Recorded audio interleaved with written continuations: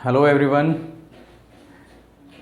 Today we will discuss about the next chapter from the chemistry for class 8 and it is metal and non-metal.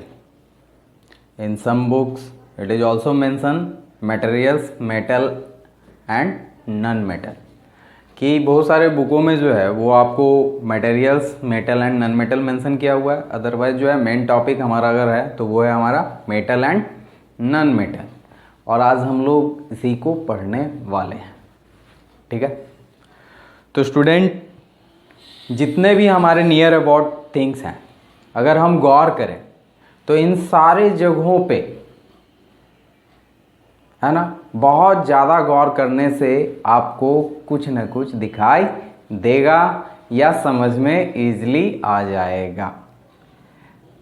इतने सारे substance हमारे इर्द गिर्द हैं, हमारे चारों तरफ हैं, फैले हुए हैं। ठीक है, थोड़ा सा अगर हम गौर करें कि आखिर ये किन चीज़ों से बने हैं, इसमें क्या सिर्फ एक ही तरह के सबस्टांस हैं या एक से ज़्यादा हैं? अगर ऐसा है तो क्या इसे किसी भी तरह से मिलाकर के बनाया गया है या किसी पर्टिकुलर गाइडेंस के अंतर्गत बनाया गया है ना? या अगर ऐसा भी है कि बहुत सारे जगहों पे जो है कि वो आपको सिंगल ही मिल जाते हैं, यानी आपको फुल्ली फ्री है ना, कि वो कंटेन कर रहे हैं सिर्फ और सिर्फ एक ही तरह के। ठीक है, तो आज हम उन्हीं सब चीज़ों के बारे में जानेंगे और स्टार्ट करते हैं द टर्म्स सबस्टांस। कि सबस्टांस जो होते हैं इनका क्लासिफिकेशन हम दो तरह से करते हैं, pure and impure. Pure and impure है ना, कि एक सबस्टांस जो होगा वो हमारा प्योर होगा और दूसरा क्या होगा, इम्प्योर होगा। प्योर कौन सा है और इम्प्योर कौन सा है ना? तो फर्दर ये भी जो है क्लासीफाई होते हैं कि प्योर को क्लासीफाई हम करते हैं दो तरह से, एक हमारा एलिमेंट होता है और दूसरा जो है वो हमारा होता है कंपाउंड। ठीक है, और ये जो इम्प्योर बताया था ये हमारा मिक्सचर जनरली होता है। क्या होता है? मिक्सचर। अब हम सारे के बारे में एक एक करके थोड़ा थोड़ा जान लेते हैं, बहुत ज़्यादा जानने की ज़रूरत नहीं है ना?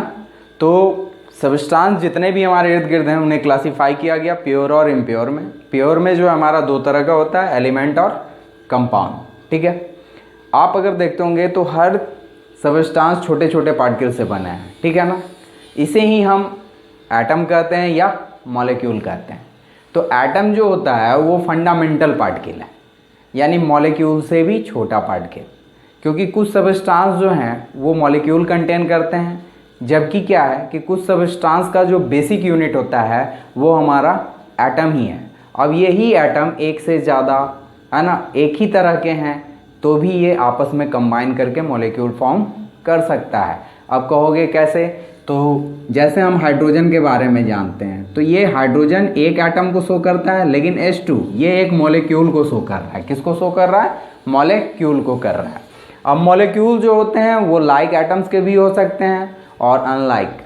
अनलाइक मीन्स क्या कि जब एक नंबर ऑफ एटम्स जो होते हैं वो ऑफ डिफरेंट एलिमेंट्स, ठीक है ना, कि वो डिफरेंट एलिमेंट्स के हैं और वो जब कंबाइन करते हैं है ना, केमिकली रिएक्ट करते हैं एक दूसरे से और तब जो एक नया सबस्टांस बनाते हैं, जस्ट लाइक H2O। यहाँ हाइड्रोजन दो एटम और ऑक्सीजन क्या है? एक एटम है, और ये भी मॉलिक्यूल है ना। ये मॉलिक्यूल हुआ हाइड्रोजन का, जबकि ये मॉलिक्यूल हुआ वाटर का। तो वाटर और हाइड्रोजन में फ़र्क क्या है? तो हाइड्रोजन एलिमेंट हुआ, जबकि वाटर जो है ये हमारा क्या हुआ? कंपाउंड हुआ। क्या हुआ? कंपाउंड हुआ। तो प्योर सबस्टांस क्लासीफाई होते हैं एलिमेंट और कंपाउंड में। एलिमेंट क्या करता है? कंटेन करता है एक ही तरह के एटम्स, लाइक एटम्स। क्या कंटेन करते हैं? लाइक एटम्स, है ना, आइडेंटिकल एटम्स जो होते हैं उन सबको वो कंटेन करता है। जबकि कंपाउंड क्या करते हैं कि it form more than 2 types of या contain different types of atom of different elements, more than two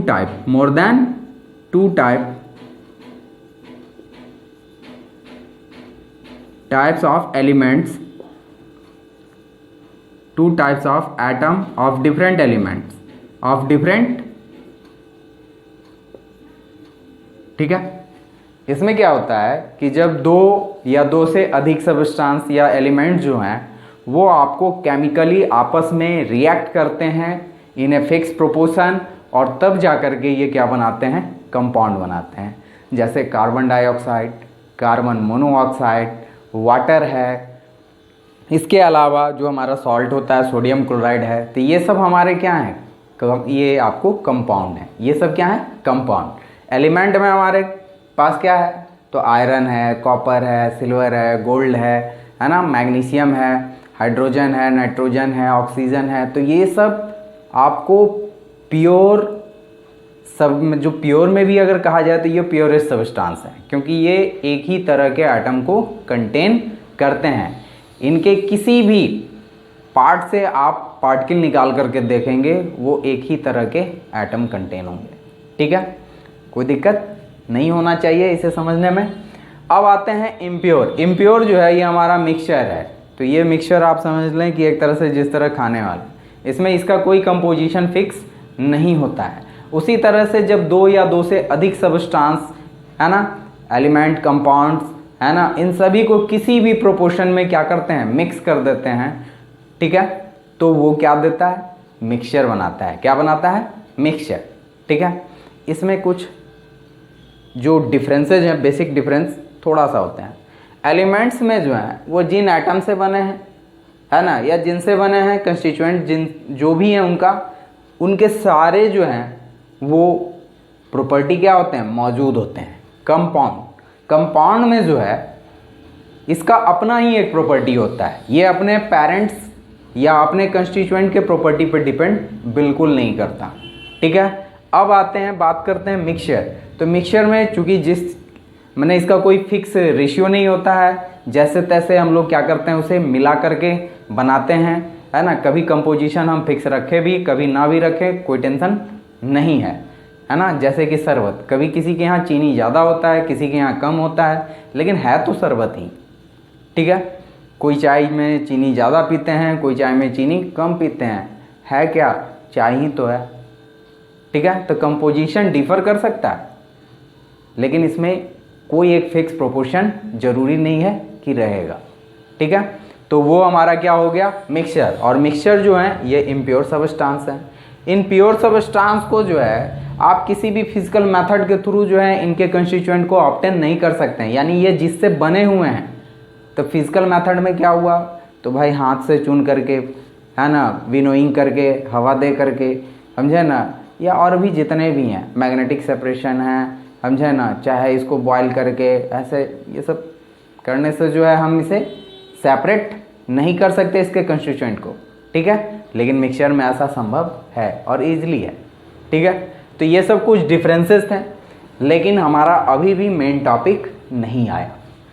अब जब हम एलिमेंट को फर्दर क्लासीफाई करते हैं तो ये आपको कम से कम 3 तरह से, और जैसे ही हायर क्लासेस हमारे होंगे वहाँ इसको और भी ज़्यादा क्या करते हैं, क्लासीफाई करते हैं, ताकि पढ़ने में हमें क्या हो, आसान हो, समझ में आए, है ना, ज़्यादा से ज़्यादा नॉलेज हम इकट्ठा कर सकें।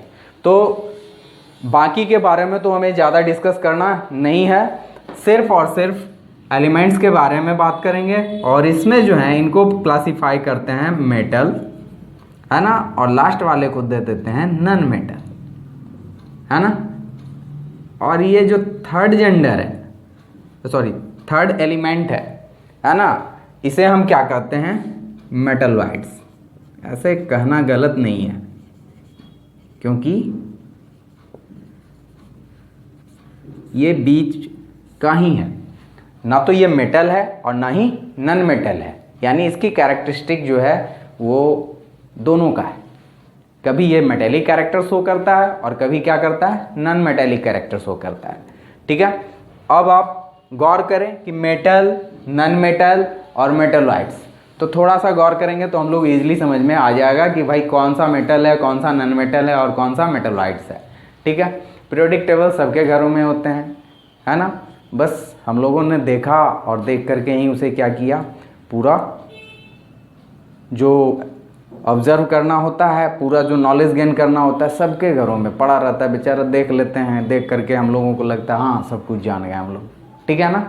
तो वहीं से अगर हम गौर करें तो वहाँ हमको दिख जाएगा कि कुछ मेटल्स हैं, कुछ नॉन मेटल्स हैं और कुछ जो हैं वो मेटलॉइड्स हैं।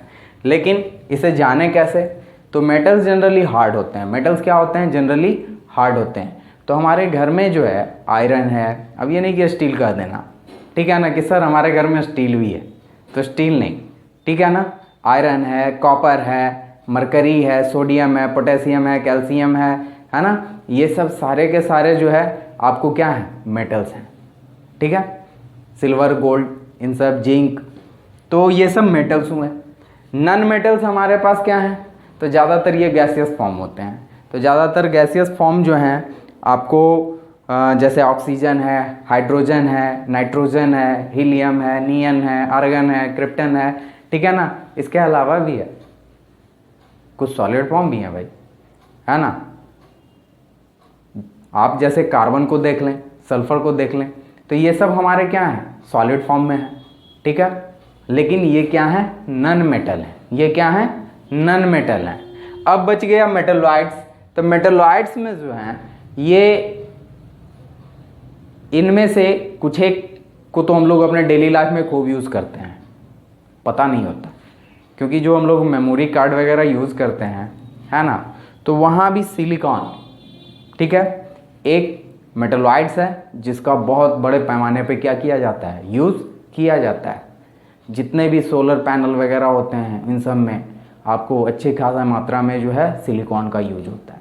सिलिकॉन, आर्सेनिक, एंटीमनी, है ना, ये सब जो हैं आपको क्या है, मेटलॉइड्स हैं। ये सब हमारे क्या हुए, मेटलॉइड्स हैं। तो मेटल में हमने जाना कि कौन कौन से मेटल हैं, कौन कौन मेटलॉइड्स हैं और कौन कौन से नॉन मेटल्स हैं, ठीक है। मेटल्स में जो है सबसे ज़्यादा मिलने वाला जो है हमारे अर्थ क्रस्ट में ये है अल्मुनियम। ये है कौन, अल्मुनियम है, ठीक है। अब इसमें गौर करना है कि हमने पहले मिनरल्स पढ़ा था, ओर्स पढ़े थे, है ना।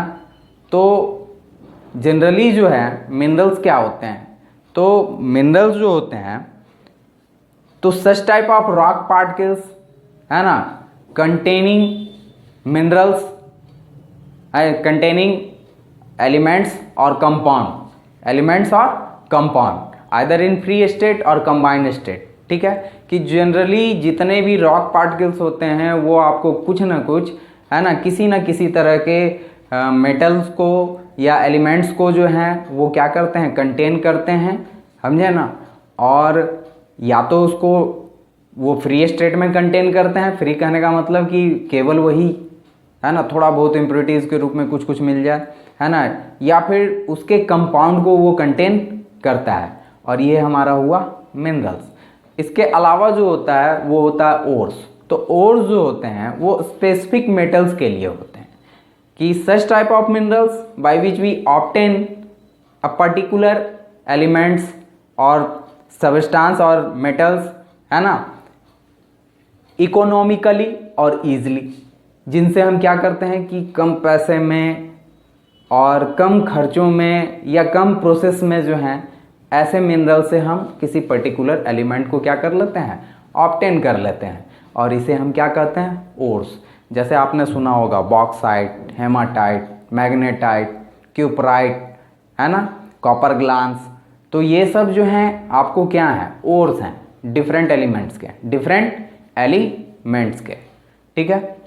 अब हम लोग नॉन मेटल में ही जिस तरह से होता है, तो नॉन मेटल में आपको हाइड्रोजन है, ऑक्सीजन है, कार्बन है, इन सब के बहुत ज़्यादा जो हैं आपको कंपाउंड्स हमारे नियर अबाउट होते हैं, ठीक है ना, उनसे हम ऑब्टेन कर लेते हैं। नाइट्रोजन जो है, जो कि एटमॉस्फेयर में मैक्सिमम पार्ट जो है, एटमॉस्फेयर का जो कंपोजिशन है उसमें मैक्सिमम हिस्सेदारी किसकी है, तो नाइट्रोजन की। किसकी है, नाइट्रोजन की है, ठीक है। तो इसके अलावा जो है कुछ हमारे नोबल गैसेस होते हैं, हीलियम, नियन, आर्गन, क्रिप्टन, जेनन, है ना, रेडन। ये सब जो हैं आपको क्या है, नोबल गैसेज हैं। ये ऐसे गैसेज हैं जो किसी के साथ रिएक्ट नहीं करते हैं और करना भी नहीं चाहते हैं, ठीक है। इसीलिए इन्हें नाम ही दिया गया नोबल गैस या इनर्ट गैस। क्या दिया गया, नोबल गैस और इनर्ट गैस। ऐसे वो अलग ही एक ग्रुप है, वो अलग ही एक ग्रुप है। क्योंकि हम लोगों का लेवल बहुत ज़्यादा बड़ा नहीं है तो हम लोग इसी में काम चला ले रहे हैं, ठीक है। अब हम लोगों को मेटल्स, मेटेलॉइड्स, नॉन मेटल, इन सब की जानकारियाँ तो हो गई है। नेक्स्ट हम लोग मेटल स्पेशली जो है हम लोग ज़्यादा डिस्कस या फोकस करेंगे मेटल और नॉन मेटल पर। नेक्स्ट वीडियो में हम लोग इनके फिजिकल प्रॉपर्टी के बारे में जानेंगे। तब तक के लिए धन्यवाद। जय हिंद।